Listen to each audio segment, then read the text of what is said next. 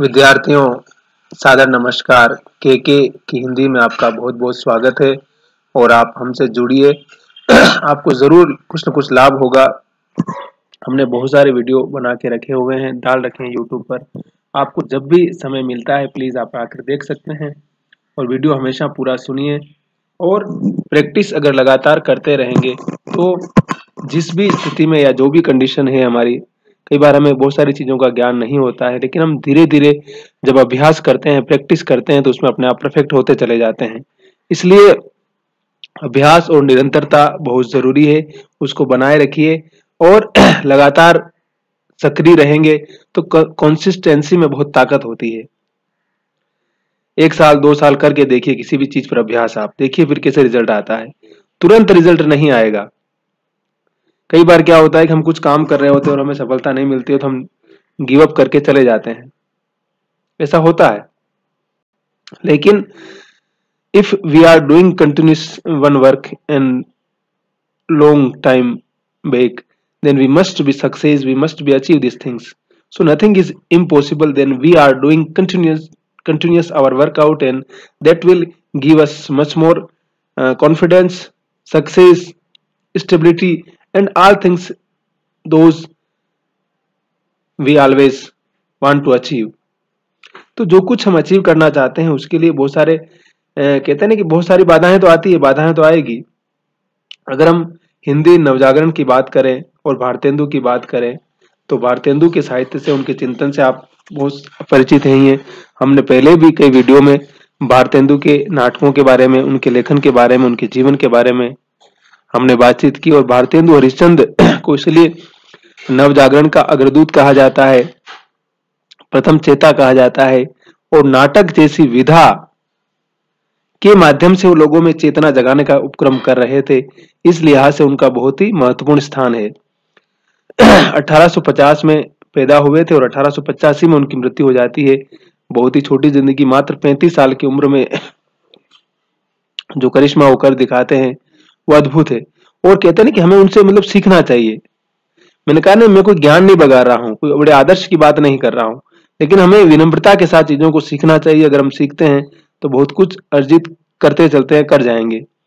और 1857 का विद्रोह उस समय होता है और उसी को पहला नवजागरण का विद्रोह, आजादी का संग्राम भी कहा जाता है। उसमें बहुत सारी सहमतियां, बहुत सारी असहमतियां हैं, लेकिन कहीं न कहीं एक ब्रिटिश हुकूमत के खिलाफ में, जो ब्रिटिश शासन है उसके खिलाफ में एक जो विद्रोह होता है, उसके खिलाफ में जो आवाज उठती है वो एक बहुत महत्वपूर्ण आवाज होती है।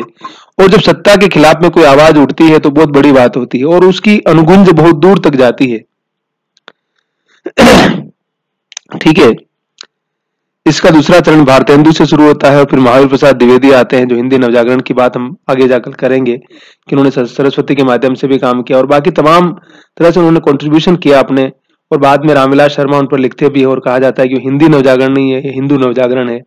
और जब राष्ट्रवाद की बात आती है और जब भारत पाकिस्तान मतलब बंटवारे की बात आती है और किस प्रकार से तमाम चीजें कैसे बदल जाती है वो, और राष्ट्र राज्य की इस अवधारणा में सीधी सी बात है कि जब एक राष्ट्र की बात होगी तो उसकी अपने मानक होंगे। तो जब पाकिस्तान बनने की बात हुई तो ये सारी चीजें किस प्रकार से एक अलग मोड़ पे चली जाती है। और आप देखते हैं कि 47 तक आते आते कैसे हिंदू मुसलमानों में इतना अविश्वास पैदा हो गया कि एक नया राष्ट्र बनाने की बात जिन्ना करता है और बाद में कांग्रेस को भी इस चीज को स्वीकार करना पड़ता है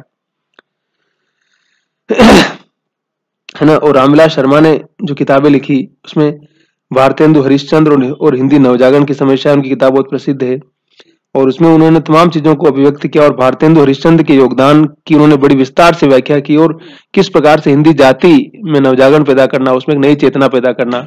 आज भी हिंदी पट्टी को काउ बेल्ट कहा जाता है और एक बीमारू पट्टी कहा जाता है।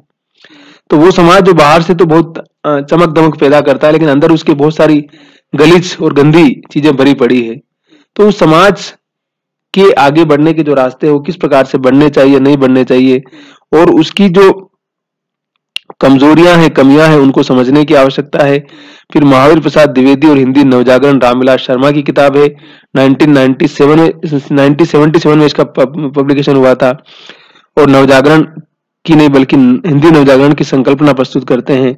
और उन्होंने कहा ना कि हिंदी नवजागरण और बांग्ला नवजागरण अलग है, बांग्ला से ही हिंदी में आता है वो, लेकिन चर्चा उसकी बांग्ला से ही, हमने कहा ना कि क्योंकि बंगाल ही उसका केंद्र था ना, तो वहां से किस प्रकार से जो आधुनिक विचार है, जो नए विचार है, या इस प्रकार की जो तमाम चीजें हैं वो किस तरह से पूरी हिंदी बट्टी में फैलती है, और कहीं ना कहीं राष्ट्रीय चेतना हो, राजकीय चेतना हो, लोक जागरण हो, और कॉलोनियल सिस्टम के खिलाफ एक विद्रोह हो, और जनता और आम आदमी के सवालों की बात करने की जब बात आती है तो सारी चीजें हमारे सामने आती है। क्योंकि आप एक सत्ता की निगाह से जब चीजों को देखेंगे तो उसका मतलब अलग हो जाएगा, लेकिन जैसे ही आप आम आदमी की निगाह से उन सारी चीजों को देखेंगे, उनकी व्याख्या करेंगे, और आप एक कोशिश करेंगे कि सांस्कृतिक, सामाजिक और आर्थिक जो और राजनीतिक जो ढांचा है उसमें बाकी तमाम लोगों का रिप्रेजेंटेशन क्या है।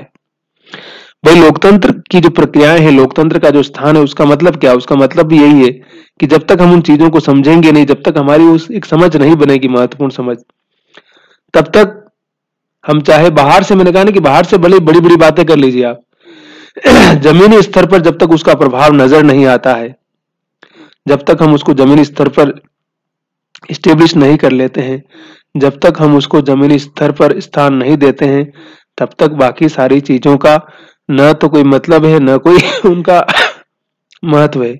इसलिए जो लोग सिर्फ आपको बड़ी बड़ी बातें बना करके भ्रमित करते हैं, उनके चक्कर में भी आने की आवश्यकता नहीं है। आदर्शवाद की अपनी एक लिमिट होती है, वो आपका साथ बहुत देर तक नहीं दे सकता है, और गांधी का जमाना भी नहीं है। यहाँ तो हर चीज की कीमत है। पूरा मिडिल क्लास धन के पीछे भाग रहा है, अथाह धन। कितना पैकेज है कि 50 करोड़ लाख का पैकेज है, उसका पैकेज कितना है, उसी के आधार पर आपको लोग रिस्पेक्ट करते हैं। अगर आपके पास पैकेज नहीं है तो लोग आपको मामू समझेंगे, यही सच है। अब आप भीतर से कितने समृद्ध है, भीतर से आपके अंदर क्या है, नहीं है, आप कितने ह्यूमन है, कितना बाकी सारी चीजों को समझ रहे हैं, सफलता की जो मानक है वो अजीब तरह के मानक है। मेरे कहने का ये मतलब नहीं कि आपको पैसा नहीं कमाना चाहिए इंसान को और गरीब रहना चाहिए, वो नहीं कह रहा हूं, लेकिन सबकी अपनी अपनी एक स्थिति है। हम जब संपूर्णता में चीजों का मूल्यांकन करते हैं तब हमें पता चलता है कि ये आदमी चाहे एक टीचर के रूप में सफल हो गया, लेकिन एक व्यक्ति के रूप में सफल नहीं हो पाया, या फिर मित्र के रूप में सफल नहीं है, या फिर उसकी बहुत सारी कमियां हैं। तो उन सारी चीजों को हम कवर करने के लिए, उन सारी चीजों को समझने के लिए उसका एक संपूर्णता में मूल्यांकन करना बहुत जरूरी है। और धन को हमेशा हम सेकेंडरी मानेंगे और ह्यूमन बीइंग को, ह्यूमैनिटी को स्थान देंगे, तभी हम चीजों का मूल्यांकन कर पाएंगे। वैसे मैं बात बोल रहा हूं, सिर्फ समाज में ऐसा कुछ भी नहीं है। जीवन में सिर्फ और सिर्फ मनी या धन का ही बहुत ज्यादा महत्व है, और लोग उसी के पीछे भाग रहे हैं। अब कब तक भागते हैं, कब तक नहीं भागते हैं, लोगों की सबकी अपनी मर्जी है, सबके अपने चुनाव है, सबको अपना चुनना होता है। तो हम जब भारतेंदु या नवजागरण की बात कर रहे हैं, तो नवजागरण के केंद्र में क्या है? मनुष्य की चेतना, मनुष्य को स्थान देना, उसके व्यक्तित्व का निर्माण करना, उसके चरित्र को बेहतर करना। उस दौर की, चाहे राजा राम मोहन राय की बात करें, चाहे स्वामी विवेकानंद की बात करें, या फूले साहब की बात करें, तमाम पेरियार की बात करें, तमाम चिंतक उस दौर में आते हैं, और वो सारे इन सारी चीजों को स्टेब्लिश करने में एक बहुत बड़ी भूमिका अदा करते हैं। और जब उनकी भूमिका की हम बात करते हैं तो मैंने कहा ना कि नवजागरण समाज में हमेशा चलता रहता है। पहली बात तो ऐसा नहीं कि समाज उस समय बदल गया और अब कुछ परिवर्तन की आवश्यकता नहीं है। आज भी आप देखिए हिंदुस्तान के कितने सारे हिस्से जहाँ पर आज भी शिक्षा नहीं है, सुख सुविधाएं, बेसिक रिक्वायरमेंट जो मिलना चाहिए वो नहीं है, बिजली नहीं है। तो उन सारी चीजों को समझने की आवश्यकता है। और जब तक समाज का अंतिम तबका एक बेहतर जीवन की तरफ नहीं बढ़ जाता है, तब तक समझिए कि हमारी जो सारी आदर्श की बातें हैं, बड़ी बड़ी बातें, वो सिर्फ खाली बातें ही हैं। तो उस वास्तविकता को, उस संपूर्णता को हमें समझने की आवश्यकता है। अगर हम उस संपूर्णता को समझ रहे होते हैं या समझ रहे हैं, तभी हम उस नवजागरण की अवधारणा को भी समझ पाएंगे। और राष्ट्र राज्य की जो अवधारणा, राष्ट्र राज्य की अवधारणा क्या है कि एक राष्ट्र भारत, और राज्य क्या है, उसकी जो पूरी ब्यूरोक्रेसी, उसका सिस्टम है ना।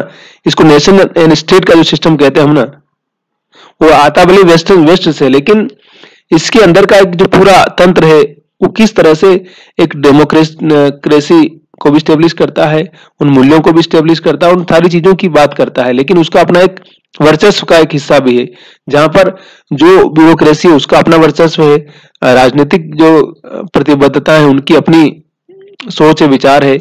लेकिन हिंदुस्तान के साथ ये अच्छा हुआ, हमेशा से अच्छा होता रहा कि हम एक डेमोक्रेटिक प्रोसेस में हमेशा रहे हैं 47 के बाद से। तो उस सिस्टम ने किस तरह से एक मध्यवर्ग को भी पैदा किया और एक समाज के उस तबके को जो कि हमेशा से वंचित रहा है, अधिकार नहीं दिले हैं, उसको शिक्षा, स्वास्थ्य और तमाम बेसिक सुख सुविधाएं, एक बेहतर लाइफस्टाइल देने का उसने काम किया है, तो वो अपने आप में महत्वपूर्ण है। बाकी बहुत सारी कमियां हैं, उनको लगातार दूर करने की आवश्यकता है और उन पर लगातार काम करने की आवश्यकता है। क्योंकि मैंने फिर कहता हूं कि सिर्फ ऊपर से बातें करने से काम नहीं होगा। जब तक बुनियादी चीजों को हम समझेंगे नहीं, अंगीकार नहीं करेंगे, तब तक हम कोई बेहतर रिजल्ट की तरफ नहीं बढ़ सकते हैं। भारतेंदु की जो नवजागरण की चेतना है, जो आधुनिक चेतना है, वो बार बार यही कहती है कि आप कैसे कम्युनिकेट कर पा रहे हैं कि नहीं कर पा रहे हैं उस कॉमन मैन के साथ में।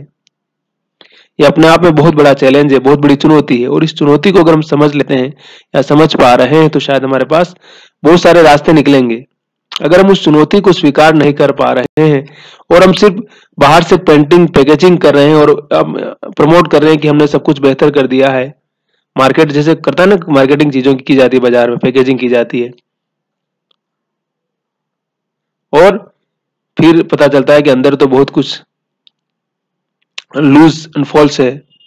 तो उन सारे तथ्यों को समझने की आवश्यकता है। तो भारतेंदु का जो चिंतन है वो नवजागरण का चिंतन इसलिए महत्वपूर्ण है कि वो हमारी चेतना को कहीं ना कहीं बहुत बेहतर बनाने की बात करता है, और हम खुद इस पर विचार कर सकते हैं कि हमने कितना लिटरेचर पढ़ा है, कितना हिस्ट्री पढ़ा है, कितना हमारे समाज को देखा है, जीवन को समझा है, और हम खुद उसका एवोल्यूशन कर सकते हैं। तो वीडियो पूरा देखिए, लाइक कीजिए, सब्सक्राइब कीजिए, शेयर कीजिए, और मिलते हैं अगले वीडियो में फिर हम।